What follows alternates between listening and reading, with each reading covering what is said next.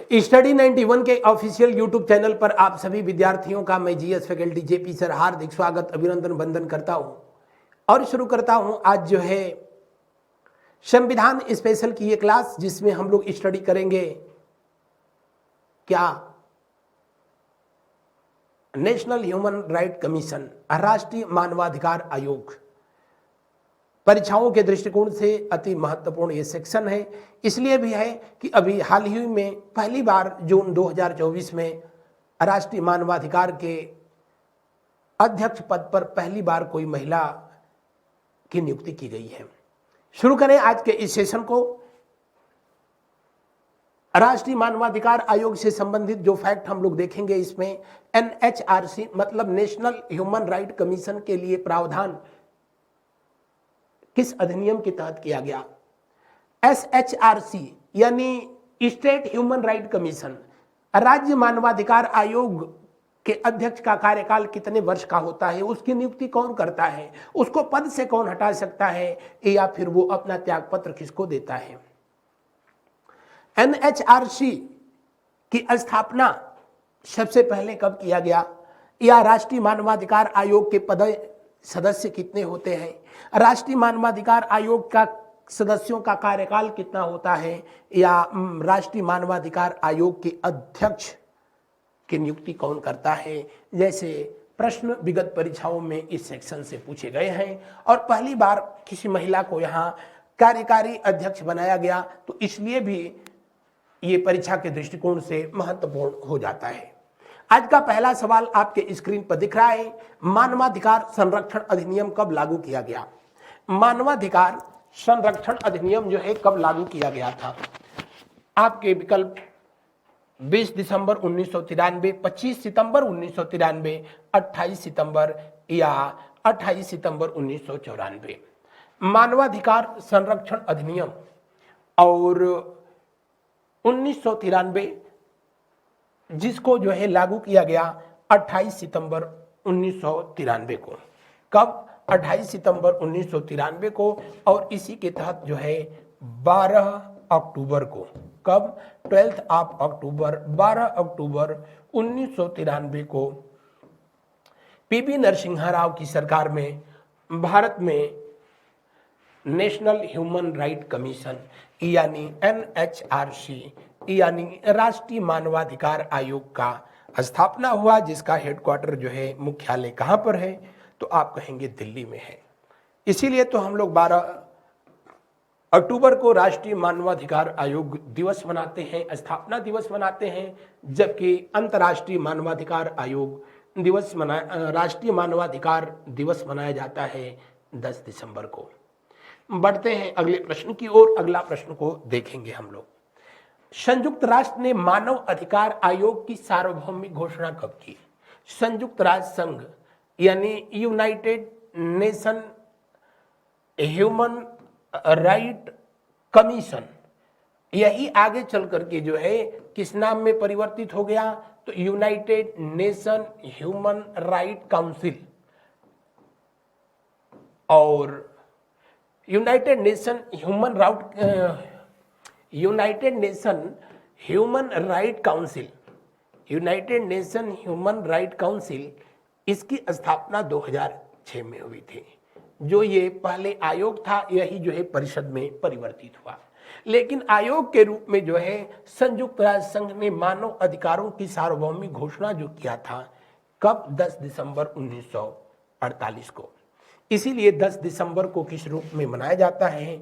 जी हाँ, विश्व मानवाधिकार दिवस के रूप में मनाया जाता है। विश्व मानवाधिकार दिवस के रूप में जो है इसे मनाया जाता है।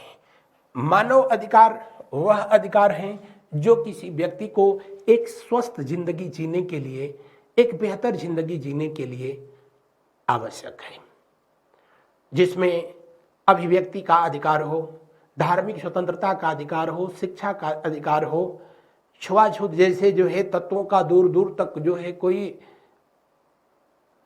वहां पर एग्जिस्टेंस न हो, उपस्थिति न हो, इस तरीके का जो है एनवायरनमेंट हो जहां पर कि हर मनुष्य स्वयं को मनुष्य होने का जो है उसको एहसास हो। संयुक्त राष्ट्र संघ के द्वारा जो है इसकी घोषणा जो है 10 दिसंबर 1948 को किया गया था।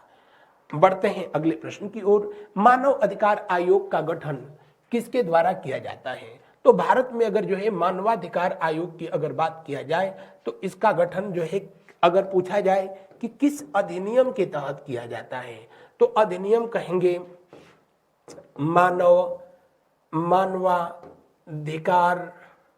मानवाधिकार अधिनियम 1993। मानवाधिकार अधिनियम 1993 के तहत जो है 12 अक्टूबर वर्ष 1993 को राष्ट्रीय मानवाधिकार आयोग का गठन किया गया था। किसके द्वारा जो है किया जाता है तो आप कहेंगे राष्ट्रपति के कर कमलों से जो है किया जाता है। किसके द्वारा? राष्ट्रपति के कर कमलों से किया जाता है, जिसमें एक अध्यक्ष होता है। अध्यक्ष और राष्ट्रीय मानवाधिकार आयोग का अध्यक्ष हमेशा सुप्रीम कोर्ट का रिटायर्ड जज होता है। सुप्रीम कोर्ट का हमेशा रिटायर्ड चीफ जस्टिस होता है या वर्किंग चीफ जस्टिस भी हो सकता है, लेकिन परंपरा के अनुसार हमेशा रिटायर्ड चीफ जस्टिस यानी सेवानिवृत्त मुख्य न्यायाधीश को ही राष्ट्रीय मानवाधिकार आयोग के अध्यक्ष पद पर नियुक्त किया जाता है। इसमें एक अध्यक्ष, पूर्णकालिक सदस्य कितने होते हैं तो पूर्णकालिक सदस्यों की संख्या जो है होती है कितनी तो आप कहेंगे 5। कितनी होती है? 5। जबकि इसमें जो अंशकालिक होते हैं, पदेन होते हैं, उनकी संख्या 7 होती है। बढ़ते हैं, ओवरऑल सब 13 हो गए हैं अब, क्योंकि ये मानवाधिकार जो अधिनियम है 1993 इसमें पहली बार संशोधन 2006 में हुआ और फिर जो है इसमें संशोधन वर्ष 2019 में हुआ है। तो लगातार 2 बार जो है इसमें, लगातार 2 बार नहीं लेकिन कह सकते हैं कि इसकी स्थापना के बाद से 2 बार इसमें संशोधन हो चुका है और इसीलिए जो है इन सदस्यों की संख्या में इधर उधर जो है आपको देखने को मिल सकता है। बहरहाल 2019 के अनुसार यही स्थिति है। अगला प्रश्न देखें, क्योंकि आपको प्रश्नों के जवाब भी उसी के अनुसार देने होंगे। राष्ट्रीय मानवाधिकार आयोग की प्रथम महिला अध्यक्ष कौन बने नहीं बनी, और राष्ट्रीय मानवाधिकार आयोग की पहली महिला अध्यक्ष बनाई गई हैं कौन तो आप कहेंगे विजया भारती सयानी। किसके? हालांकि ये कार्यकारी हैं, एक्टिंग प्रेसिडेंट हैं NHRC के, लेकिन भारत के इतिहास में ये पहली बार हुआ जून 2024 में जब इस पद पर एक किसी महिला को नियुक्त किया गया। और पहले से ही NHRC की सदस्य रही थी कौन? विजया भारती सयानी, और उनको इस पद पर नियुक्त किया गया वो इसलिए कि जो वर्तमान अध्यक्ष थे उन्होंने अपने कार्यकाल जो है पूरा होने से पहले ही जो है इस पद से त्यागपत्र दिया। राष्ट्रीय मानवाधिकार आयोग का मुख्यालय कहाँ पर स्थित है? नई दिल्ली में। इसके अलावा जो है भारत के ऑलमोस्ट हर शहर में इसका क्षेत्रीय कार्यालय है, क्योंकि जिस तरीके से केंद्र में राष्ट्रीय मानवाधिकार आयोग का जो है गठन किया जाता है उसी तरीके से, ठीक उसी तरीके से राज्यों में स्टेट ह्यूमन राइट कमीशन यानी राज्य मानवाधिकार आयोग का गठन होता है। कब से? 1993 से। लेकिन केंद्र में जो मानवाधिकार आयोग होता है उसकी नियुक्ति राष्ट्रपति करता है, राज्य में जो मानवाधिकार आयोग होता है उसकी नियुक्ति राज्यपाल करता है। केंद्र में जो मानवाधिकार आयोग होता है उसका अध्यक्ष हमेशा retired chief justice of India यानी ये सर्वोच्च न्यायालय के सेवानिवृत्त मुख्य न्यायाधीश बनते हैं। लेकिन जो राज्य में मानवाधिकार आयोग होता है इसका अध्यक्ष सदैव संबंधित राज्य के हाई कोर्ट का रिटायर्ड चीफ जस्टिस यानी सेवानिवृत्त जो है मुख्य न्यायाधीश को जो है बनाया जाता है न्यायालय के। बढ़ते हैं अगले प्रश्न की ओर। राष्ट्रीय मानवाधिकार आयोग के सदस्य और अध्यक्ष अपना त्यागपत्र किसको देते हैं? भाई राष्ट्रपति को देंगे, क्योंकि नियुक्त कौन करता है? राष्ट्रपति। इनका कार्यकाल अगर जो है पूछा जाए कि कितना होता है तो इनका कार्यकाल जो है पहले 5 वर्ष या 70 वर्ष में जो कम हो, जो पहले कंप्लीट हो जाए। 70 वर्ष की आयु, 5 वर्ष और 70 वर्ष की आयु तक होता था, लेकिन 2019 में इसमें संशोधन करके अब इसको 3 वर्ष और 70 वर्ष की आयु तक जो है कर दिया गया है। तो अब जो है आप आंसर इसको जो है सही मानेंगे। बढ़ते हैं अगले प्रश्न की ओर। राष्ट्रीय मानवाधिकार आयोग के अध्यक्ष को कौन हटाता है? राष्ट्रपति। और जो है हमेशा राष्ट्रीय मानवाधिकार आयोग के जो है अध्यक्ष को कदाचार और जो है यहाँ दिया भी है, राष्ट्रीय मानवाधिकार आयोग के अध्यक्ष या फिर सदस्य को राष्ट्रपति हटा सकता है, साबित जो है कदाचार के आरोप में, अक्षमता के आरोप में या अन्य लाभ के पद पर हो। तो दिए हुए प्रश्न में कौन सा विकल्प सही होगा? अंतिम विकल्प जो है सही होगा। इवन दैट कि राष्ट्रीय मानवाधिकार आयोग का अध्यक्ष अपने पद पर रहते हुए लाभ का पद तो खैर क्या ही कहा जाए, रिटायर्ड होने के बाद भी वो केंद्र सरकार और राज्य सरकार के अधीन जो है किसी नियुक्ति के लिए जो है उपलब्ध नहीं होता है, यानी राज्य सरकार और केंद्र सरकार के अंतर्गत कोई जो है वो नौकरी नहीं कर सकता है। अगला प्रश्न, राष्ट्रीय मानवाधिकार का सदस्य और अध्यक्ष सेवानिवृत्ति के बाद भारत या राज्य सरकार के अधीन किसी और कार्य का पात्र नहीं होगा, किस धारा में जो है इसका वर्णन किया गया है? तो national human commission right act का 1993 और इसी के तहत जो है धारा 6 में जो है इसका उल्लेख किया गया है कि अपने पद से रिटायर्ड होने के बाद चीफ जस्टिस अपने पद से रिटायर्ड होने के बाद नेशनल ह्यूमन राइट कमीशन या स्टेट ह्यूमन राइट कमीशन का जो अध्यक्ष होगा, राज्य सरकार या केंद्र सरकार के अंतर्गत किसी अन्य पद को अब स्वीकार नहीं कर सकता है। देखते हैं अगले प्रश्न को। अगला प्रश्न, निम्न में कौन राष्ट्रीय मानवाधिकार आयोग के अध्यक्ष के लिए गठित समिति में शामिल नहीं होता है? दरअसल राष्ट्रीय मानवाधिकार आयोग के अध्यक्ष पद की नियुक्ति हमेशा जो है करता है कौन? तो आप कहेंगे कि राष्ट्रपति। कौन करता है? राष्ट्रपति इनका नियोक्ता होता है, राष्ट्रपति करता है।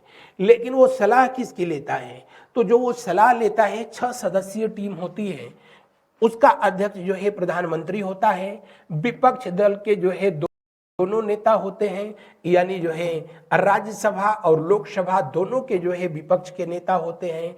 इनके अलावा जो है गृह मंत्री, कौन? गृह मंत्री। इसके अलावा लोकसभा अध्यक्ष और लोकसभा अध्यक्ष और कौन होता है? तो इनमें जो है उपराष्ट्रपति। कौन सा? उपराष्ट्रपति। हालांकि जो है उपसभापति की हैसियत से जो है वहां मौजूद होता है। तो प्रधानमंत्री अध्यक्ष होते हैं, 1 2 यहां हो गए, ये दोनों 4 और 2 ये हो गए, कितने? 6। तो नेशनल ह्यूमन राइट कमीशन राष्ट्रीय मानवाधिकार आयोग के अध्यक्ष की नियुक्ति या सदस्यों की नियुक्ति प्रधानमंत्री की अध्यक्षता वाली उस चयन समिति के द्वारा किया जाता है जिसके 6 सदस्य होते हैं। कौन कौन? तो लोकसभा अध्यक्ष, उपसभापति, इसके अलावा तो आप कहेंगे दोनों सदनों के विपक्ष के नेता, बिल्कुल सही। इसके अलावा गृह मंत्री और लोकसभा अध्यक्ष, इनसे मिलकर के जो ये 6 सदस्यों की जो है समिति बनती है, इसी 6 सदस्यीय समिति के द्वारा जो है इनकी राष्ट्रपति के द्वारा नियुक्ति की जाती है। तो दिए हुए प्रश्न में कौन सा विकल्प?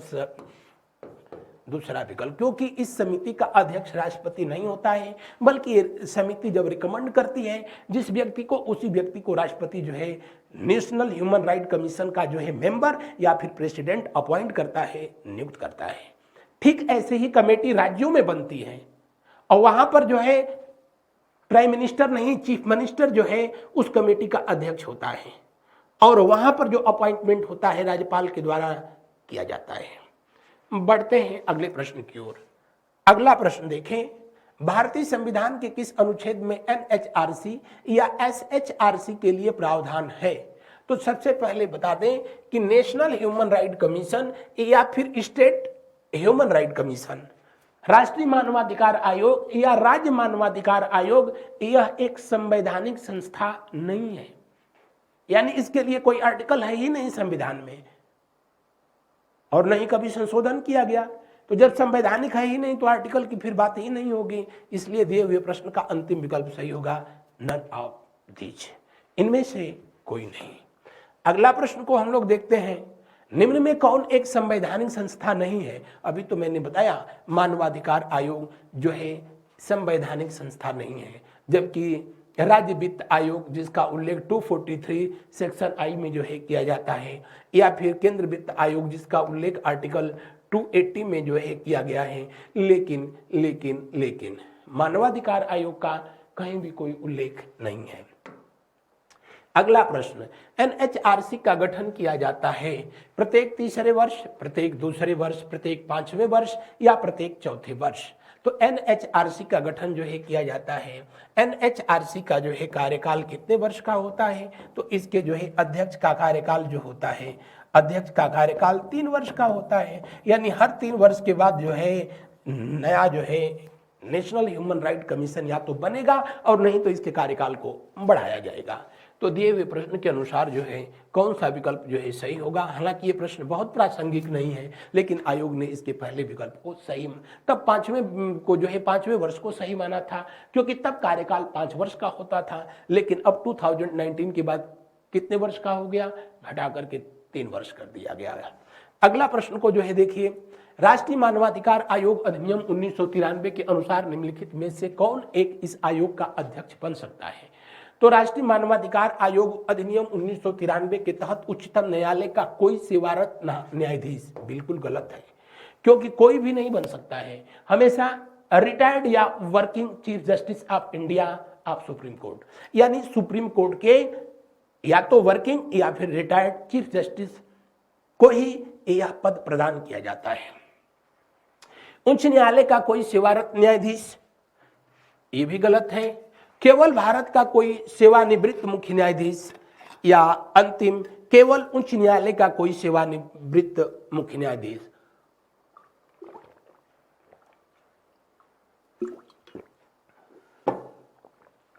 दिए हुए प्रश्न में कौन सा विकल्प जो है सही होगा? तीसरा विकल्प जो है सही होगा।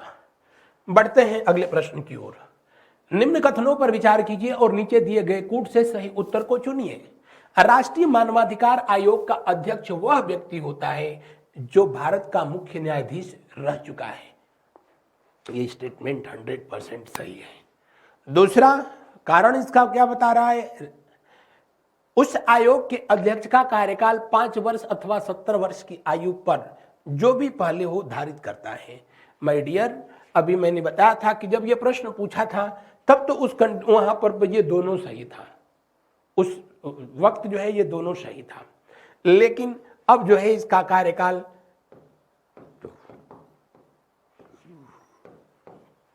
3 वर्ष अथवा 70 वर्ष की जो है आयु तक कर दिया गया। तो दिए हुए प्रश्न में अब क्या कौन सा सही होगा? ए सही है किंतु आर गलत है। राज्यों के जो मानवाधिकार आयोग होते हैं वहां भी अध्यक्ष का कार्यकाल 3 वर्ष और 70 वर्ष की आयु तक ही होता है।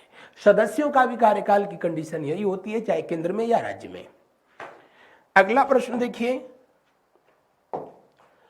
निम्नलिखित में से कौन संवैधानिक प्राधिकरण है? नीचे दिए गए कूट से सही उत्तर को चुनिए।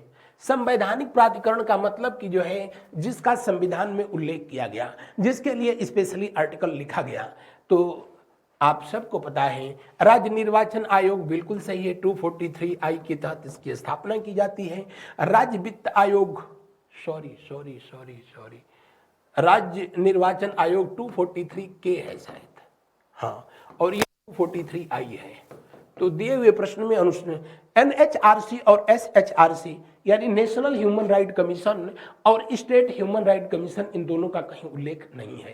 तो दिए हुए प्रश्न में जो है कौन सा विकल्प सही है? दिए हुए प्रश्न में कौन सा विकल्प सही है? दिए हुए प्रश्न में सिर्फ ये विकल्प सही है।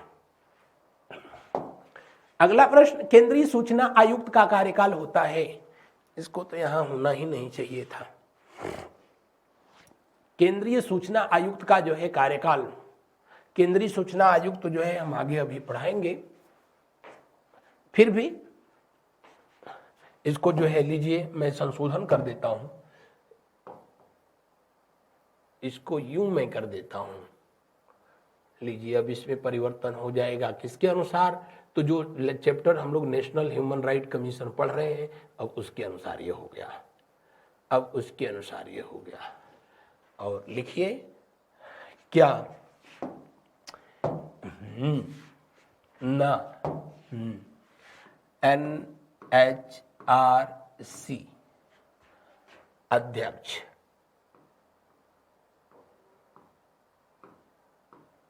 का कार्यकाल होता है। अब सही हो गया, तो NHRC अध्यक्ष का कार्यकाल 3 वर्ष अथवा 70 वर्ष की आयु तक होता है, अभी मैंने बताया था। अगर पूछे कि सदस्यों का कार्यकाल, तो वहां पर भी यही 3 वर्ष और जो है सदस्यों के लिए भी जो है यही नियम एंड कानून लागू होता है। राज्यों के जो ह्यूमन राइट कमीशन होते हैं, राज्यों के जो मानव अधिकार आयोग होते हैं, वहां पर भी यही कंडीशन लागू होती है। अगला प्रश्न, निम्नलिखित में से किस निकाय या किन निकायों का संविधान में उल्लेख नहीं किया गया है? राष्ट्रीय विकास परिषद का, क्षेत्रीय परिषद का है, NHRC का नहीं है, तो दिए हुए प्रश्न में दूसरा विकल्प सही होगा। आगे हम लोग देखते हैं, निम्न में से कौन सा युग्म सुमेलित नहीं है? केंद्रीय अन्वेषण ब्यूरो CBI, जिसकी स्थापना 1963 में हुई थी, सही है, हालांकि होना तो नहीं चाहिए था यहाँ। केंद्रीय सतर्कता आयोग की स्थापना 1964 में हुई थी, आगे इनको भी पढ़ाया जाना है। भ्रष्टाचार निरोधक कानून, जिसकी स्थापना जो है 1988 में हुई थी। प्रवर्तन निदेशालय, जिसकी स्थापना 1956 में हुई थी। कह रहा है कौन सुमेलित नहीं है? यही जो है सुमेलित नहीं है, इसीलिए यही उत्तर है।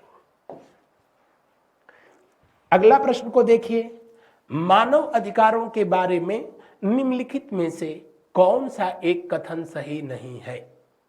कौन सा एक कथन सही नहीं है? पहला, मानव अधिकार नैतिक सिद्धांतों से प्रेरणा प्राप्त करते हैं, बिल्कुल सही है। मानव अधिकार नैतिक सिद्धांतों से जो है प्रेरणा प्राप्त करते हैं, जैसे छुआछूत गलत है, जैसे बहुत पहले ही किसी ने लिखा कि दुर्बल को न सताइए जाकी मोटी हाय, मुई खाल की सांस से सार भस्म हो जाए। यानी अपने से दुर्बल व्यक्ति को, निर्बल व्यक्ति को, विकलांग व्यक्ति को उसके साथ जो है मिसबिहेव न करें। यानी जो मॉरलिटी है, नैतिकता है, वहां से इसको जो है नैतिक सिद्धांत प्राप्त होते हैं, पहला सही है। दूसरा, वे राज्यों द्वारा स्वीकृत कर लेने पर लागू होते हैं, ये भी सही है। तीसरा, सिविल और राजनीतिक अधिकारों पर अंतर्राष्ट्रीय संविदा संयुक्त राष्ट्र वर्ष 1948 में स्वीकृत की गई थी। यहाँ राज्यों से मतलब देश से है। जो देश NHRC जो है के सदस्य बनते हैं, उनको अपने यहाँ पर जो है इसको लागू करना पड़ता है, यानी उनको अपने यहाँ ह्यूमन राइट कमीशन इस्टेब्लिश करना पड़ता है, कंट्री लेवल पर भी और स्टेट लेवल पर भी। यहाँ कह रहा है कि सिविल और राजनीतिक अधिकारों पर अंतर्राष्ट्रीय संविदा संयुक्त राष्ट्र द्वारा वर्ष 1948 में स्वीकृति की गई थी। सिविल और राजनीतिक अधिकारों पर नहीं, मानव अधिकारों पर।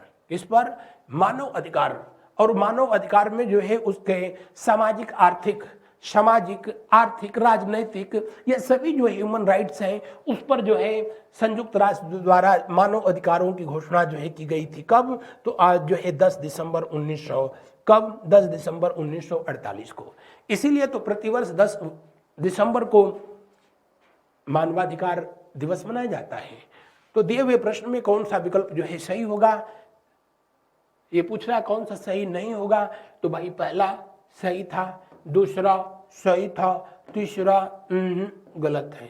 कह रहा है कि सिविल और राजनीतिक अधिकारों पर अंतर्राष्ट्रीय नहीं, सभी अधिकारों पर, मानव अधिकारों पर ये जो है स्वीकृति हुई थी। अंतिम मानव अधिकारों की सार्वदेशिकता को सांस्कृतिक सापेक्षवादी चुनौती देते हैं। जी हाँ, लेकिन दिए हुए प्रश्न में कौन सा जो है आंसर होगा, दिए हुए प्रश्न में ये सही होगा। अगला प्रश्न, राष्ट्रीय मानवाधिकार आयोग में एक अध्यक्ष होता है जो भारत के उच्चतम न्यायालय अथवा किसी उच्च न्यायालय का मुख्य न्यायाधीश रह चुका हो। पहला स्टेटमेंट ही गलत कर दिया है। नेशनल ह्यूमन राइट कमीशन में एक अध्यक्ष होता है और वो हमेशा सुप्रीम कोर्ट का रिटायर्ड चीफ जस्टिस होगा या नहीं तो वर्किंग चीफ जस्टिस होगा।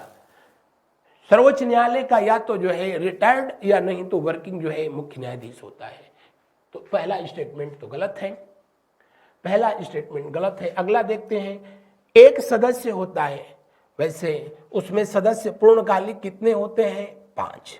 तो कह रहा है कि एक सदस्य होता है जो उच्चतम न्यायालय का न्यायाधीश हो अथवा रह चुका हो। ये स्टेटमेंट सही है, क्योंकि जो 5 सदस्य होते हैं उनमें से एक सदस्य जो है ऐसा होता है जो कि सुप्रीम कोर्ट का या तो जज हो या नहीं तो जज रह चुका हो।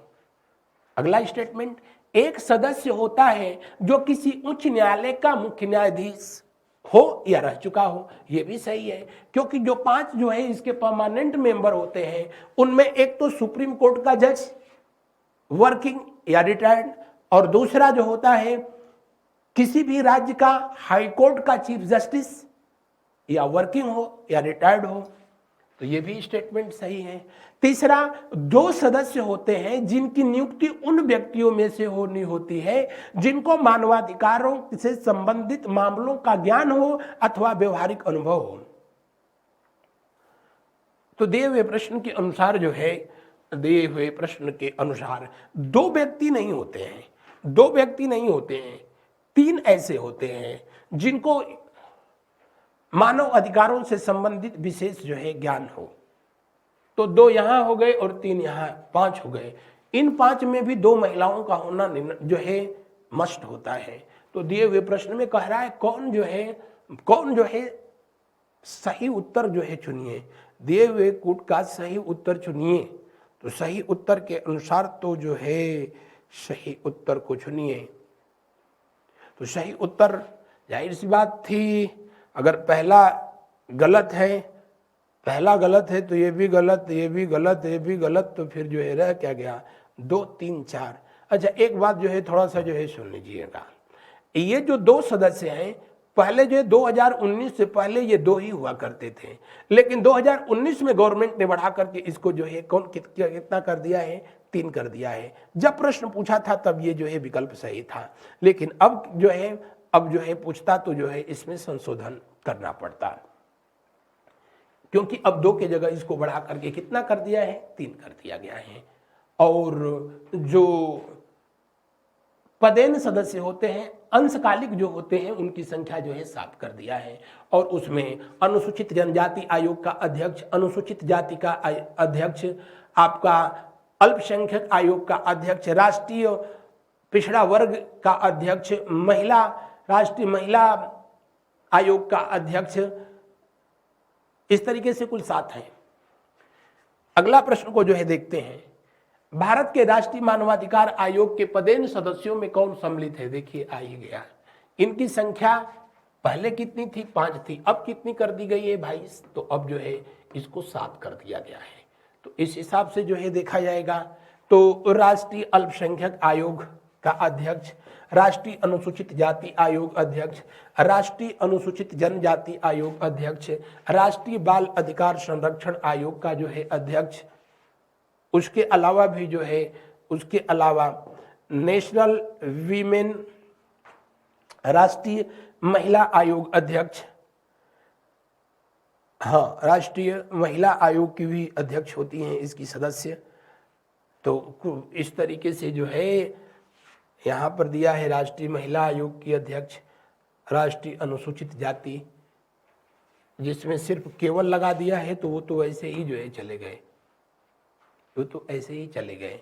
तो या तो पहला सही होगा नहीं तो अंतिम। लेकिन जो ये दे रखा है यहाँ पर, ये जो है 2019 के हिसाब से नहीं बल्कि 2006 के अनुसार जो है इसको दे रखा है, क्योंकि यहाँ पर भी जो है 1 2 3 4 4 दिया है, यहाँ पर कितना दिया है, 5 दिया है, क्योंकि पहले जो है ये 5 ही हुआ करता था, लेकिन अब बढ़ा करके इसको कितना कर दिया गया है, इसको 7 कर दिया गया है। इस बात को जो है ध्यान रखेंगे। तो अब दी गई व्यवस्था के अनुसार एक और जो है ऑप्शन यहाँ जोड़िए ई, और वो उसका नाम होगा नन ऑफ ई, इनमें से कोई नहीं। अगला प्रश्न देखें। ये जो पदेन अध्यक्ष हुआ करते थे, राष्ट्रीय मानवाधिकार आयोग के कार्य निम्नलिखित में से कौन है? राष्ट्रीय मानवाधिकार उल्लंघन पर मानव अधिकारों के उल्लंघन पर अपने स्वयं की पहल पर जांच पड़ताल करना, बिल्कुल सही है। जब कहीं भी मानव अधिकारों का उल्लंघन होता है, उसकी जांच के लिए या तो राष्ट्रीय मानवाधिकार आयोग स्वतः संज्ञान लेता है, और नहीं तो किसी दूसरे व्यक्ति के द्वारा इसके संदर्भ में जानकारी दी जाती है, या पीड़ित व्यक्ति खुद एप्लीकेशन देता है, तब राष्ट्रीय मानवाधिकार आयोग जांच करता है। लेकिन विद इन 1 ईयर, घटना के घटने के 1 वर्ष के बाद फिर उस घटना पर कोई जो है राष्ट्रीय मानवाधिकार आयोग एक्शन रिएक्शन नहीं करता है। राज्यों के साथ भी यही कहानी होती है। राष्ट्रीय मानवाधिकार आयोग को जो है एक सिविल न्यायालय का अधिकार प्राप्त है। राष्ट्रीय मानवाधिकार आयोग के द्वारा कहीं भी मानव अधिकारों का अगर उल्लंघन होता है तो राज्य अथवा केंद्र की किसी भी जांच एजेंसी का वो इस्तेमाल कर सकता है। जांच रिपोर्ट के लिए किसी भी अधिकारी को जो है तलब कर सकता है। लेकिन दुर्भाग्य यह है कि ये किसी को दंड नहीं दे सकता, सजा नहीं दे सकता। नहीं राष्ट्रीय मानवाधिकार आयोग या राज्य मानवाधिकार आयोग किसी को नहीं दंड दे सकते हैं, नहीं जो है आर्थिक जुर्माना लगा सकते हैं। सिर्फ उनसे यही कह सकते हैं सबके बाद कि आपने जो किया वो गलत है। हाँ, एक बात है, इसके संदर्भ में केंद्र सरकार और राज्य सरकार दोनों को जो है नोटिस जारी कर सकता है, और जब मानवाधिकार आयोग जारी करेगा नोटिस तो केंद्र सरकार या राज्य सरकारों का उसको जवाब देना जरूरी हो जाता है। अगर नहीं देते हैं तो फिर कारण बताओ नोटिस भी जारी कर सकता है। यह अपना रिपोर्ट राष्ट्रपति को सौंपता है और राष्ट्रपति इसे, यह मतलब कौन? नेशनल ह्यूमन राइट कमीशन का प्रेसिडेंट, राष्ट्रीय मानवाधिकार आयोग का अध्यक्ष अपनी रिपोर्ट राष्ट्रपति को सौंपता है। राष्ट्रपति इसको जो है संसद के दोनों पटलों पर रखवाता है। ऐसे ही राज्यों का जो ह्यूमन राइट कमीशन है, ये अपनी रिपोर्ट राज्यपाल को देगा और राज्यपाल जो है फिर उसको आगे प्रेषित करता है विधानमंडल में। तो दिए हुए प्रश्न के अनुसार पहला विकल्प सही है। दूसरा, पीड़ित द्वारा इसके समक्ष प्रस्तुत याचिका के आधार पर जांच पड़ताल करना, यह भी सही है। कैदियों की दशा जानने के लिए जेलों का भ्रमण करना, बिल्कुल सही है, किसी भी जेल का भ्रमण कर सकता है मानवाधिकार आयोग। मानव अधिकारों के क्षेत्र में शोध का जिम्मा लेना और शोध को प्रोत्साहित यानी रिसर्च और उसको जो है प्रोत्साहित करने की भी जो जिम्मेदारी किसकी होती है? तो ह्यूमन राइट कमीशन की होती है। तो दिए हुए प्रश्न में कौन सा विकल्प सही होगा? 1 2 3 4। अगला प्रश्न अब की बार मानवाधिकारों की सार्वभौमिक घोषणा के संदर्भ में निम्नलिखित में से कौन सा कथन सही नहीं है? कह रहा है कि संयुक्त राष्ट्र महासभा यानी United Nation Human Right council, जिसकी स्थापना हुई 2006 में, इसका हेडक्वार्टर कहां पर है? जिनेवा। जिनेवा कहां पड़ता है? स्विट्जरलैंड में। संयुक्त राष्ट्र संघ का जो मानवाधिकार आयोग था उसी का जो है परिवर्तित रूप है मानवाधिकार परिषद। और ये कह रहा है कि संयुक्त राष्ट्र ने मानवाधिकारों के चार्टर को 10 दिसंबर 1948 को अंगीकार किया। सही है। भारत के संविधान में प्रतिष्ठापित मौलिक अधिकारों के उपबंध के समान है। बिल्कुल सही है। मानव अधिकार जो दिए गए हैं संयुक्त राष्ट्र संघ के द्वारा स्वीकार किए गए हैं, जो विश्व के अन्य देशों में लागू करने के लिए जो है रिकमेंड किए गए हैं वो कैसे हैं, तो वो भारत के मौलिक अधिकारों के जैसे हैं। और भारत के मौलिक अधिकार कहां से लिए गए हैं, तो यूनाइटेड कहां से लिए गए हैं, तो आप कहेंगे कि यूएसए से लिए गए हैं, यूएसए से लिए गए हैं। यूएसए के संविधान में भी उसको पार्ट 3 में भाग 3 में उल्लेख किया गया, भारत के संविधान में भी भाग 3 में उल्लेख किया गया। किस आर्टिकल के तहत, 12 से 35 के तहत जो है इसका उल्लेख हुआ है। आगे की कहानी, तीसरा विकल्प क्या कह रहा है, संपत्ति का अधिकार मानव अधिकारों की सार्वभौमिक घोषणा का हिस्सा नहीं है। जी नहीं, ये बात गलत है, क्योंकि भारत संविधान में भले ही संपत्ति के अधिकार को 44वां संविधान संशोधन 1948 के तहत इसे आर्टिकल 31 से निकाल करके जो है आर्टिकल 300A में शिफ्ट कर दिया गया, भाग 12 में 3 से 12 में पहुंचा दिया गया, लेकिन संयुक्त राष्ट्र संघ के द्वारा जो जारी किया गया जो ह्यूमन राइट्स है उसमें संपत्ति के अधिकार को सम्मिलित किया गया है। और ह्यूमन राइट्स के तहत जो है हमारे यहाँ पर भी जो है इसे स्वीकार किया गया, फंडामेंटल राइट के तहत नहीं स्वीकार किया गया, वो अलग बात है। लेकिन आज भी संपत्ति का अधिकार संविधान के तहत जो है अभी भी लीगल राइट है, विधिक अधिकार है। तो दिए हुए प्रश्न में यही तो गलत है। भारत मानवाधिकार की सार्वभौमिक घोषणा का एक जो है वो तो बिल्कुल सही है, हमेशा से रहा है। तो ये पूछ रहा है कौन सा इसमें जो है सत्य नहीं है, तो ये सत्य नहीं है, इसीलिए यही क्या है, यही आंसर है। बढ़ते हैं हम लोग अब अगले प्रश्न की ओर। अगला प्रश्न, मानव अधिकार परिषद के बारे में निम्नलिखित कथनों में से कौन सा सही नहीं है। ये मानव अधिकार परिषद कहां पर है, तो आप फिर बता रहा हूं, जिनेवा में। जिनेवा कहां पर पड़ता है, तो स्विट्जरलैंड में पड़ता है। कहां पर, स्विट्जरलैंड में। और स्विट्जरलैंड कहां पड़ता है, अब स्विट्जरलैंड जो है पड़ता है, समझ गए ना, यूरोप में पड़ता है। तो स्विट्जरलैंड में जिनेवा में स्थित है। और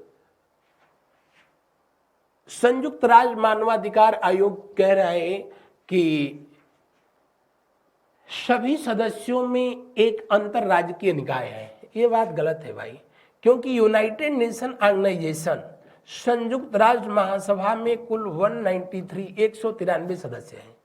लेकिन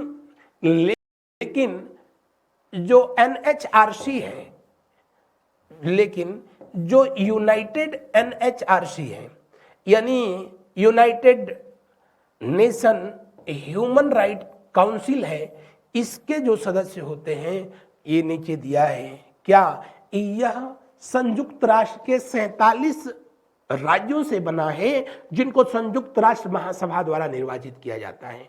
यानी 193 लोगों में से, यानी 193 जो सदस्य देश हैं, उन सदस्यों में से 47 को जो है एनएचआरसी में, यानी जो है यूनाइटेड ह्यूमन राइट कमीशन में जो है, यूनाइटेड ह्यूमन राइट काउंसिल में एज अ मेंबर इलेक्ट किया जाता है, निर्वाचित किया जाता है।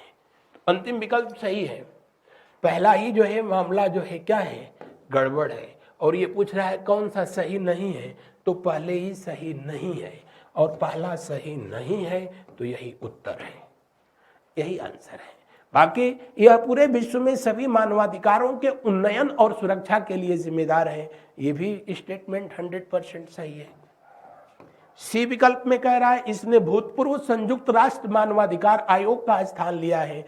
इस बात को मैं कब से चिल्ला चिल्ला के बता रहा हूं।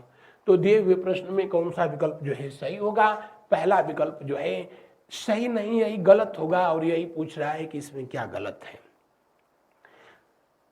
तो हम वही बताए हैं, तो उसमें क्या गलत है। अगला प्रश्न को देखिए, राष्ट्रीय मानवाधिकार आयोग के अध्यक्ष और सदस्यों की नियुक्ति किसके द्वारा होती है। माने सब हो गया, उसके बाद नेशनल ह्यूमन राइट कमीशन, और इसकी स्थापना 1993 में। कब, तो कहेंगे कि 10 अक्टूबर के दिन। कब हुई, 10 अक्टूबर को। किस एक्ट के तहत हुआ? NHRC एक्ट 1993 के हुआ। अब कह रहा है कि इसके अध्यक्ष और सदस्यों की नियुक्ति जो है, अध्यक्ष और सदस्य मिलाकर के जो है सब कितने हैं? तो 13 है। और इन 13 की 13वीं नियुक्ति कौन करता है? तो इनकी जो है नियुक्ति राष्ट्रपति करता है। इस प्रायोजन हेतु विहित समिति के परामर्श पर प्रधानमंत्री द्वारा राष्ट्रपति द्वारा, इस प्रायोजन हेतु विहित समिति के परामर्श पर राष्ट्रपति के द्वारा। और जो समिति होती है उसका अध्यक्ष कौन होता है? तो PM होता है।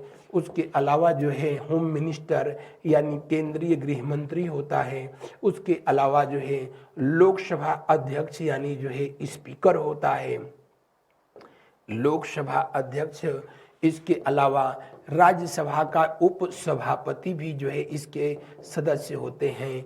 इसके अलावा दोनों सदनों के विपक्ष का नेता, दोनों सदनों के विपक्ष का नेता, विपक्ष का नेता।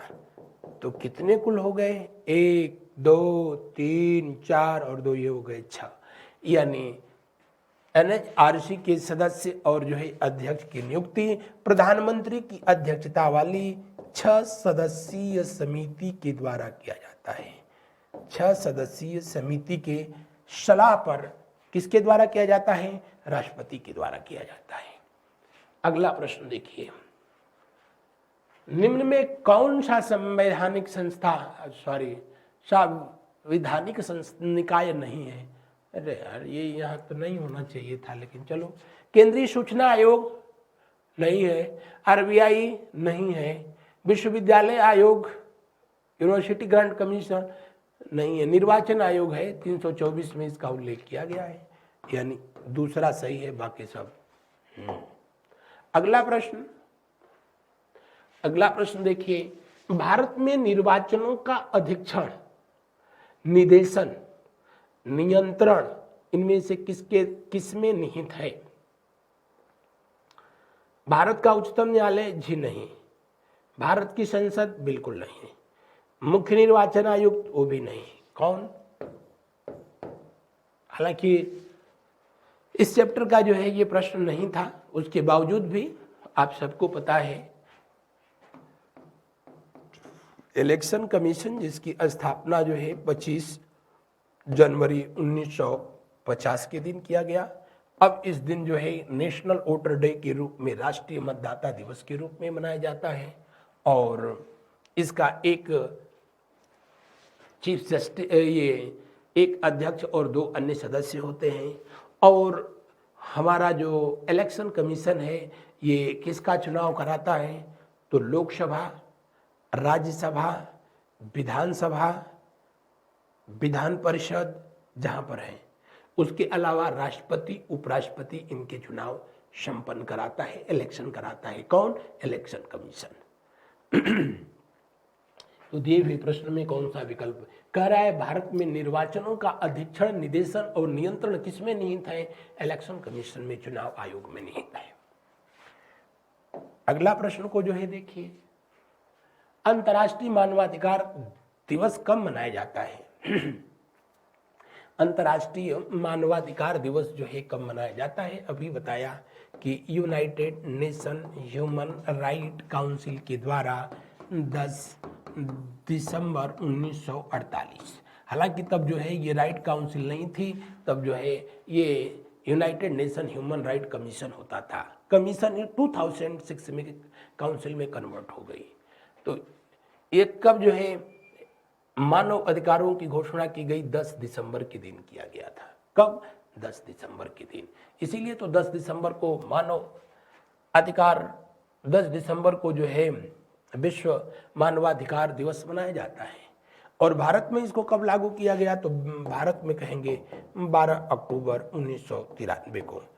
किस एक्ट के तहत लागू हुआ? बिल्कुल रट जाइए, NHRC एक्ट 1993 के तहत। दिए हुए प्रश्न में कौन सा विकल्प सही है? अंतिम विकल्प जो है सही होगा। कौन सा विकल्प सही होगा? अंतिम विकल्प सही होगा। अगला प्रश्न को देखते हैं हम लोग। राष्ट्रीय मानवाधिकार के अध्यक्ष कौन हैं? रंगनाथ मिश्र। रंगनाथ मिश्र पहले अध्यक्ष थे। अगर पूछे जब आपसे कि इसके पहले अध्यक्ष कौन थे, तो आप कहेंगे कि एनएचआरसी के पहले अध्यक्ष कौन थे? तो जी हाँ, रंगनाथ मिश्र थे। वर्तमान में कौन थे? तो अभी अरुण कुमार मिश्रा जी थे। लेकिन अरुण कुमार मिश्रा जी के बाद ही जो है, अब दिए हुए प्रश्न के अनुसार यही विकल्प सही होगा। हालांकि अब जो है विजया भारती सयानी को कार्यकारी अध्यक्ष बनाया गया है। जिसको विजया भारती सयानी। तो दिए हुए प्रश्न में जो है कौन सा विकल्प सही होगा? अब प्रश्नानुसार तो जो है वही दूसरा विकल्प सही होगा, लेकिन हकीकत तो अब ये हो गया है। अगला प्रश्न को